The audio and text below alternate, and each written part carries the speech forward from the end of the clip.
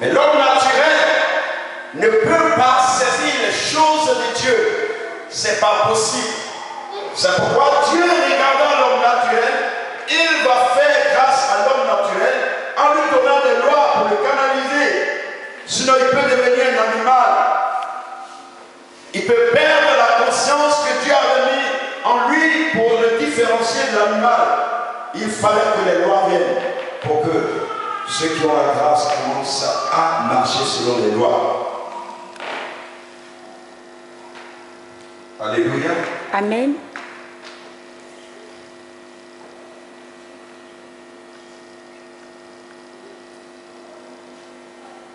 Lorsque nous lisons Actes chapitre 24, allons-y.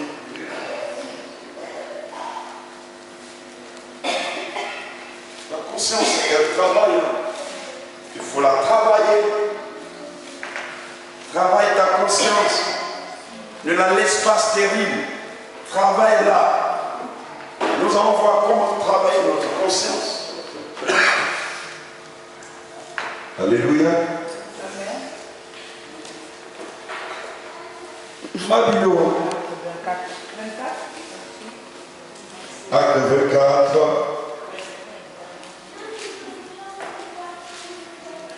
Verset 16.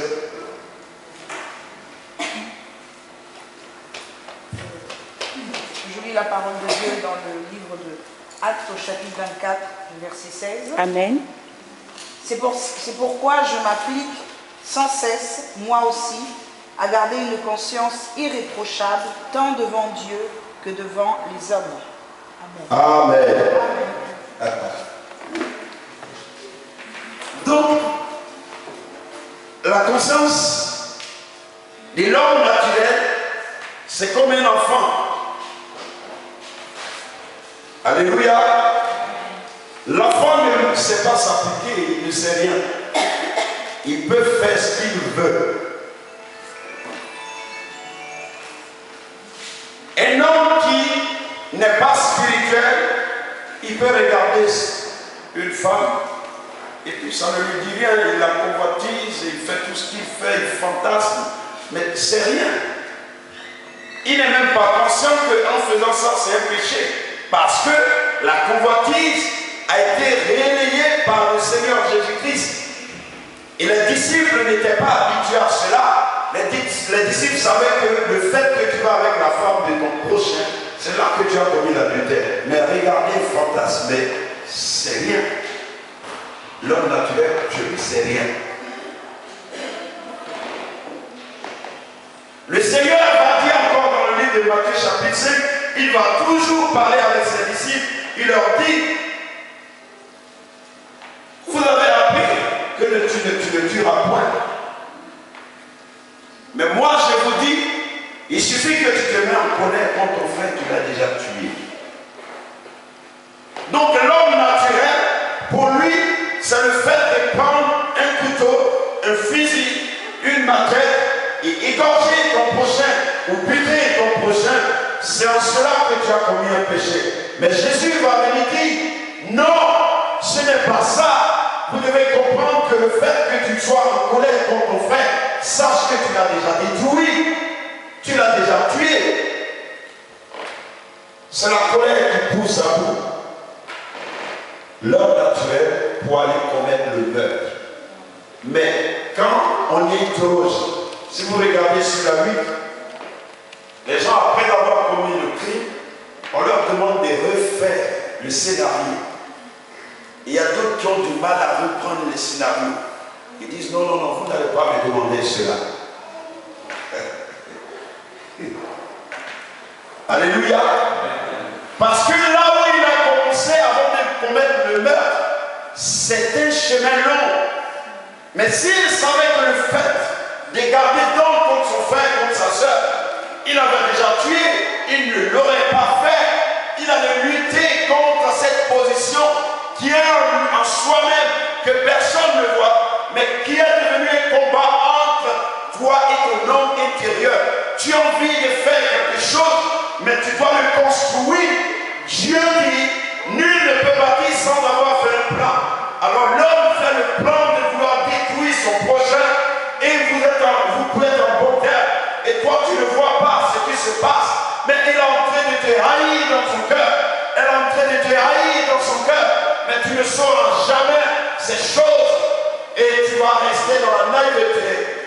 tu vas voir, c'est après que la personne maintenant te bute que tu comprends.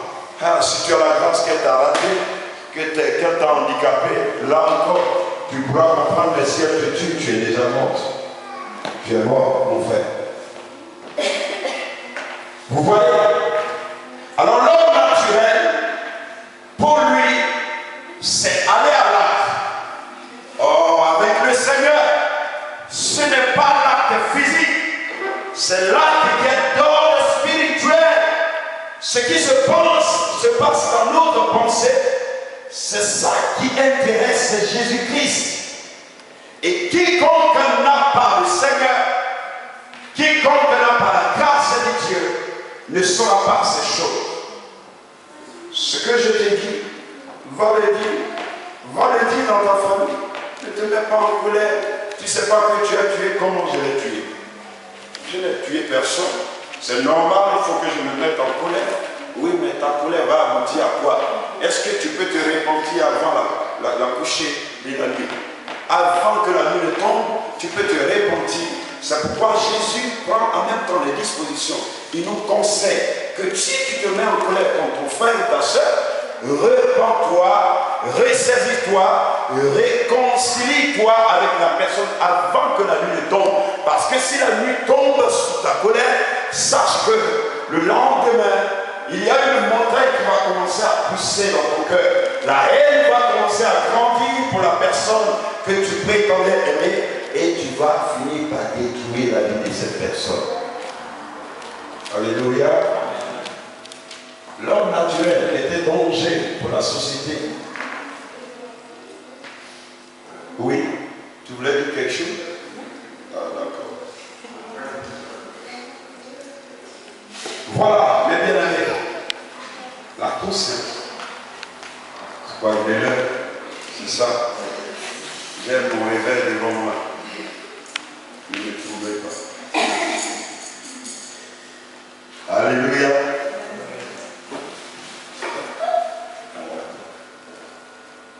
Vous voyez, c'est pourquoi j'ai dit que ce sujet-là, il est très important, mais il faut qu'on aille jusqu'au bout.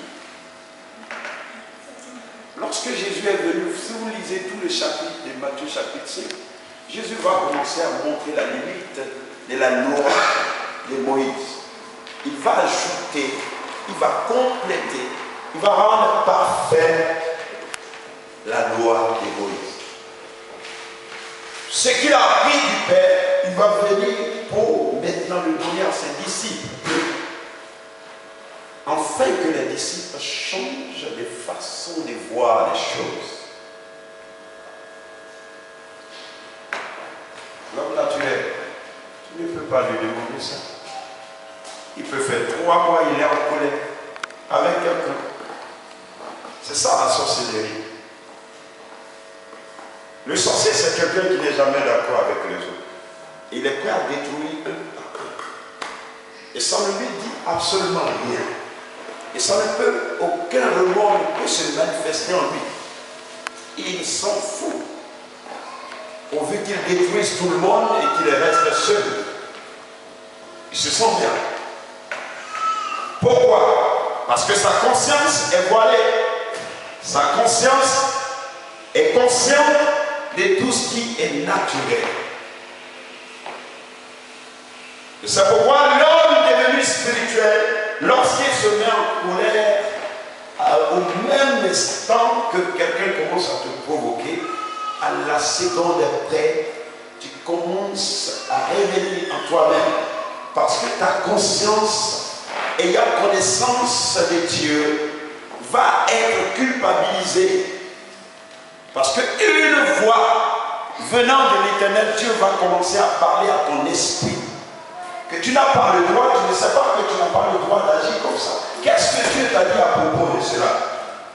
Et c'est là que l'homme spirituel va commencer à se ressaisir et revenir et dire, pardonne-moi. Même que tu aies raison, mais parce que si tu ne te réconcilies pas, tu permettras au diable d'entrer et de frapper. Va vers ton frère et réconcilie-toi avec lui. Alléluia.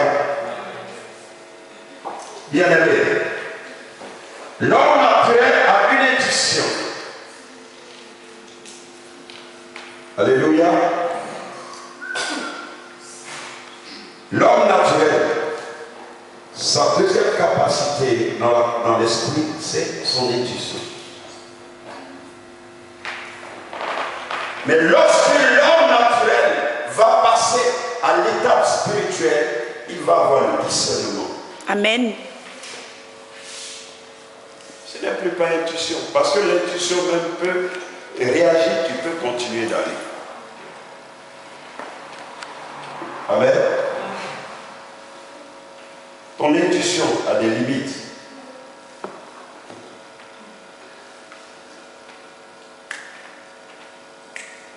J'ai eu le pressentiment que quelqu'un devait venir me voir. C'est comme ça, après, j'étais vu que tu es venu frapper à ma porte. Mais avec le discernement, Dieu va te présenter la personne qui viendra te voir, qui elle est. L'intuition, tu peux voir que quelqu'un est venu, tu peux sentir que quelqu'un est venu te voir, mais tu ne discerneras pas la personne. Qui est cette personne? C'est un frère, c'est une soeur, mais tu peux sentir qu'il y a quelqu'un qui va venir te voir. Mais tu ne sauras pas discerner qui c'est. Naturellement. Il y a cette grâce que Dieu donne à l'être humain pour le préserver du mal. C'est ça l'amour de Dieu. Dieu fait toujours tout pour que l'homme ne se perde pas totalement, mais l'homme fait toujours tout pour se perdre, croyant faire du mal à Dieu. Or, si nous écoutons Dieu, nous nous faisons du bien, et Dieu aussi tire profit et notre droiture. Alléluia. Amen. Donc, l'intuition existe en l'homme.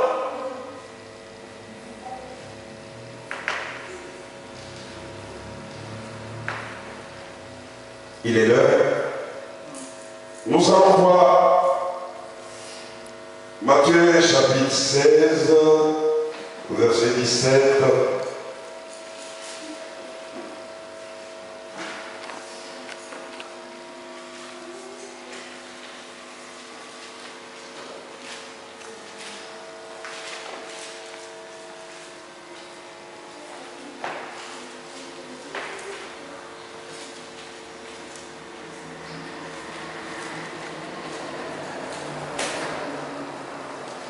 Oui. Nous lisons la parole de Dieu dans le livre de Matthieu 16, au verset 17. Nous Jésus rendons lui grâce à dit alors, tu es heureux, Simon, fils de Jonas, car ce n'est pas de toi-même que tu as trouvé cela. C'est mon Père céleste qui te l'a révélé. Amen. Amen. Jésus était en train de dire à Pierre, toi Pierre, en tant qu'homme naturel, charnel, tu ne peux jamais savoir qui je suis. Alléluia. Jésus était en train de montrer à Pierre son incapacité de discerner qui est Jésus. Parce que tout le monde, ceux qui sont charnels, ils ont dit, tu es Élie, tu es celui-ci, tu es Jean, tu es quoi? Et Jésus dit, mais les gens parlent de moi. Vous voyez, tous ceux qui sont naturels sont en train de parler de moi. On m'attribue toute forme d'identité. Mais vous qui êtes avec moi, dites-moi, vous faites, je suis qui pour vous? Et Pierre va avoir la grâce de dire à Jésus, tu es le Fils de Dieu. Jésus dit, ça c'est pas Pierre. Pierre, c'est pas vrai. Toi, être humain, tu ne peux pas savoir qui je suis. Ça c'est la grâce de Dieu. C'est Dieu qui t'a révélé qui je suis. C'est l'Esprit de Dieu qui t'a parlé que je suis le Fils de Dieu. Sinon toi, en tant qu'homme, tu vas raisonner, tu diras la même chose que ceux qui sont charnels. Alléluia. Amen.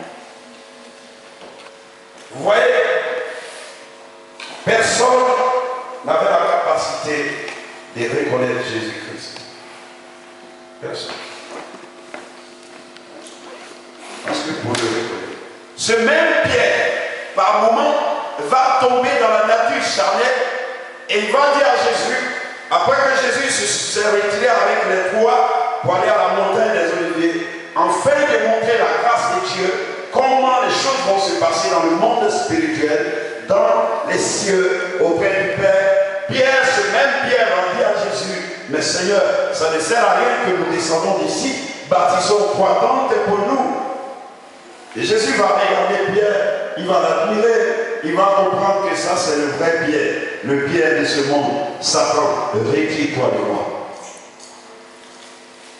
Le même Pierre qui avait dit que Jésus est le Fils de Dieu, le même Pierre, il est en train de dire à Jésus, ne va pas jusqu'au bout de la mission que tu es venu accomplir.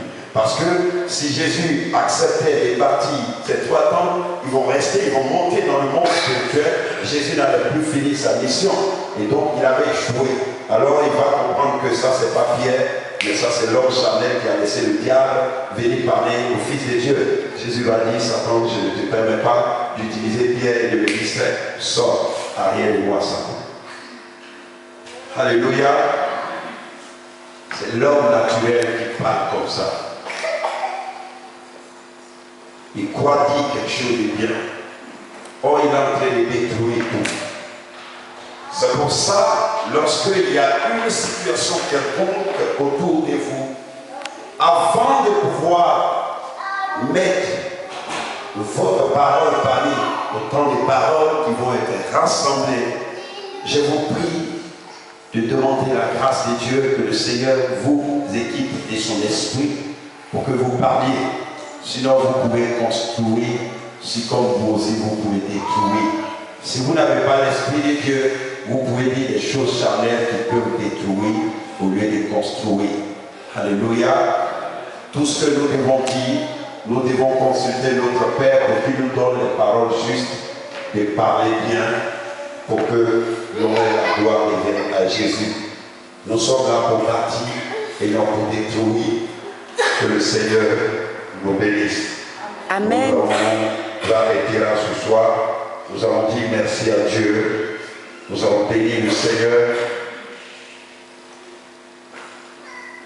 Si on me permet toujours de continuer, je continuerai parce qu'il y a encore beaucoup à dire.